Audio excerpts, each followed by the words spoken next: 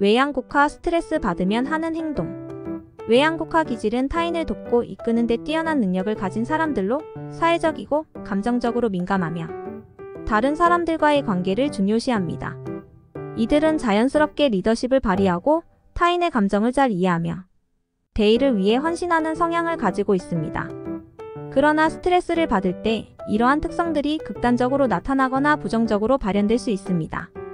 아래는 영화나 드라마 속 캐릭터들을 통해 외양국화 기질이 스트레스를 받을 때 보일 수 있는 행동들을 알아보겠습니다. 1. 과도한 자기희생. 영화 신들러 리스트에서 오스카 신들러는 제2차 세계대전 중에 수많은 유대인들을 구하기 위해 자신의 재산과 안정을 희생하는 인물입니다. 이용해 개인적인 이익을 추구하려고 했지만 시간이 지나면서 유대인들의 고통을 목격하고 점점 더 그들을 구해야 한다는 강한 책임감을 느낍니다. 결국 그는 자신의 모든 재산을 유대인들을 구하는 데 사용하게 됩니다. 신들러는 자신이 가진 금전적 자원을 아낌없이 사용하여 독일군 장교들을 매수하고 유대인 노동자들이 강제 수용소로 보내지는 것을 막기 위해 엄청난 돈을 지출합니다. 이 과정에서 그는 자신의 경제적 안정 포기, 자기 위험 감수, 감정적 고통과 후회, 사회적 평판과 명성을 포기하면서 유대인들을 구하는 데에 전념합니다. 타인을 도우려는 강한 욕구로 인해 자신의 필요를 무시하고 과도하게 자기희생을 할 수 있습니다. 2. 타인의 감정에 대한 과도한 책임감. 드라마 굿플레이스에서 엘리너 셰스트롬는 자신이 잘못된 이유로 굿플레이스에 있다는 사실을 깨달은 후 자신의 자리를 유지하고 좋은 사람이 되기 위해 노력합니다. 이 과정에서 그녀는 점점 타인의 행복을 위해 자신을 희생하는 모습을 보입니다. 그녀는 주변 사람들에게 나는 좋은 사람이다라는 것을 입증하려고 했으며 그들에게 자신이 더 나은 사람이 되기 위해 노력하고 있음을 보여주려 합니다.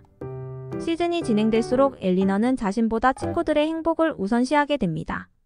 이는 외양국화 기질이 스트레스를 받을 때 타인의 감정과 행복에 과도하게 책임감을 느낄 수 있음을 보여줍니다. 3. 갈등을 회피하려는 경향. 영화 어거스트 러시에서 라일라 캐리 러셀은 갈등을 피하려는 경향이 강한 캐릭터입니다. 라일라는 뛰어난 첼리스트로서 음악에 대한 열정과 재능을 가지고 있지만 동시에 그녀는 아버지의 강압적인 기대와 통제 속에서 자신의 선택을 억누르며 살아갑니다. 아버지는 라일라의 인생을 철저하게 관리하고 그녀가 음악 경력을 쌓는 데만 집중하도록 강요합니다.